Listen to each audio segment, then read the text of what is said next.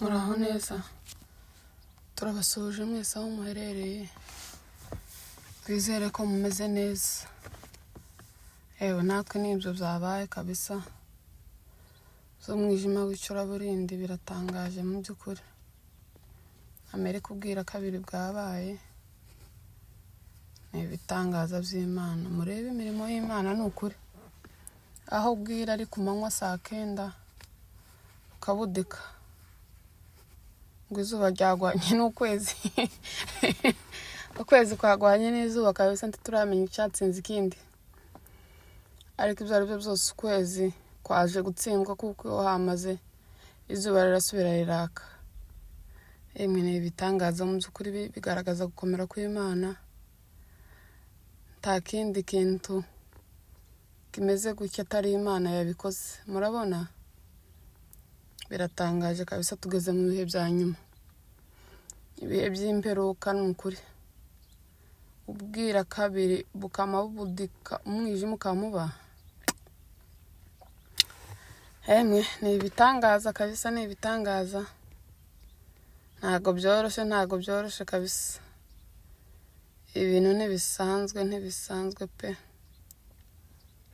Iyo ni imirimo y'Imana igaragara, tuza tuyibonera mu bikorwa byose, yaba mu kwezi, yaba mu zuba, yaba mu byo tubonesha amaso yacu n'ibitagaragara hose, tuza tuyihabonera mu by'ukuri. Urebye nk'ibi bintu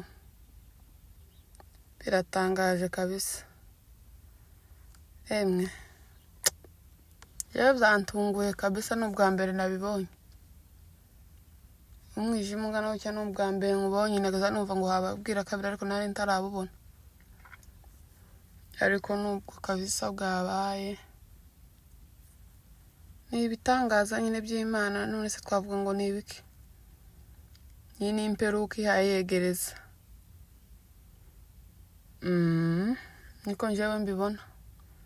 Sinzi ko mwebwe mubona ko namwe ari ibihe bya nyuma, kubera ko ibi bihe ntabyo twari tuzi iwacu.